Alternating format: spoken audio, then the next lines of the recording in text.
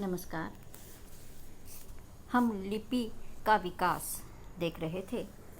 हमने देखा लिपि के विकास का प्रथम चरण है चित्रलिपि, उसके बाद सूत्र लिपि, प्रतीकात्मक लिपि और फिर भावमूलक लिपि। आज हम बात करने जा रहे हैं भाव ध्वनि मूलक लिपि। भाव ध्वनि मूलक लिपि इसलिए कहा क्योंकि यह लिपि कुछ बातों में भावमूलक है तो कुछ बातों में ध्वनि मूलक है। एक तरह से भाव और ध्वनि मूलक लिपि के बीच की जो स्थिति है वो है भाव ध्वनि मूलक लिपि। इस लिपि में कुछ ध्वनियाँ हैं और कुछ भावाभिव्यक्ति जो है वो चित्रों के माध्यम से ही हो रही है, क्योंकि ध्वनियों के लिए सभी ध्वनियों के लिए अभी तक किसी भी प्रकार के चिन्ह नहीं हैं। इस कारण से भावों की अभिव्यक्ति हो रही है और मुंह से निकली हुई ध्वनियों को भी हम चिन्हों के माध्यम से इंकित कर रहे हैं। अब सबसे महत्वपूर्ण जो पड़ाव है वो है ध्वनि मूलक लिपि का। ध्वनि मूलक लिपि जहाँ ध्वनियों को अंकित करने के लिए चिन्ह बना दिए गए, मुंह से जो भी ध्वनियाँ निकली उन्हें इंगित करने के लिए अलग अलग प्रकार के चिन्ह बनाए गए। यह लिपि दो प्रकार की है, अक्षरिक लिपि और वर्णिक लिपि। देखिए, इसको समझने के लिए हम देखें कि हमारी जो देवनागरी लिपि है, हमने जब बोला अब मुंह से ध्वनि निकली है हमारे तो इसके लिए अलग से चिन्ह है हमारे पास अ की आकृति। फिर हमारे मुंह से जब ध्वनि निकली ई, तो इस ई ध्वनि को लिखने के लिए हमने एक चिन्ह बना लिया।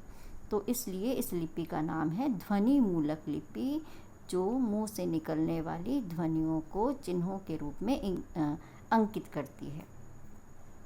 इस लिपि के हमने कहा दो भेद हैं, अक्षरिक लिपि और वर्णिक लिपि। अक्षरिक लिपि में चिन्ह किसी अक्षर को व्यक्त करता है। नागरी लिपि अक्षरिक लिपि है। जैसे इसमें हम देखें कि क, तो क और अ मिलकर के क बनाते हैं। दो वर्ण मिलते हैं और इस तरह से एक नया वर्ण हमारे सामने हो जाता है, उसे हम अक्षर कहते हैं। तो इसलिए ये लिपि जो है अक्षरिक लिपि के नाम से जानी जाती है। अक्षरिक लिपि में कहीं कहीं कठिनाई ये आती है कि हम पहचान नहीं पाते कि किन दो वर्णों से मिलकर के ये वर्ण बना है।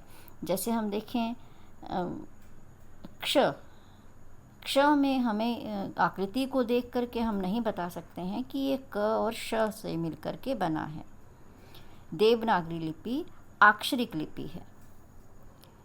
दूसरी लिपि है वर्णिक लिपि। वर्णिक लिपि हम इस रूप में देख सकते हैं कि जैसे चित्रलिपि लिपि की प्रथम सीढ़ी है, तो अब तक के विकास में हम अंतिम सीढ़ी के रूप में वर्णिक लिपि को देखते हैं, जहाँ ध्वनि को की प्रत्येक इकाई को व्यक्त करने के लिए अलग अलग चिन्ह हैं।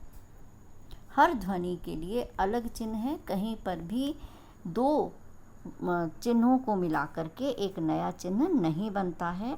जैसे रोमन लिपि, रोमन लिपि जो अंग्रेजी हम लिखते हैं वो रोमन लिपि में लिखते हैं, जहाँ पर ए बी सी डी ये सब वर्ण जो हैं वो अलग अलग हैं।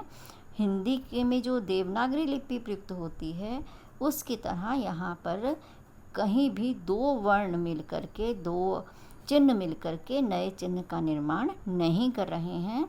तो रोमन लिपि जो है वो वर्णिक लिपि है और देवनागरी लिपि अक्षरिक लिपि है, जिसमें दो चिन्ह मिल करके एक नए चिन्ह का निर्माण कर रहे हैं। इस तरह से हमने लिपि के विकास को देखा। चित्रलिपि, सूत्रलिपि, प्रतीकात्मक लिपि, भावमूलक लिपि, भाव ध्वनि मूलक लिपि और ध्वनि मूलक लिपि। वर्तमान में हम जिस लिपि का प्रयोग कर रहे हैं वो ध्वनि मूलक लिपि है। इसके बाद हम भारत की प्राचीन लिपियों को देखेंगे। नमस्कार।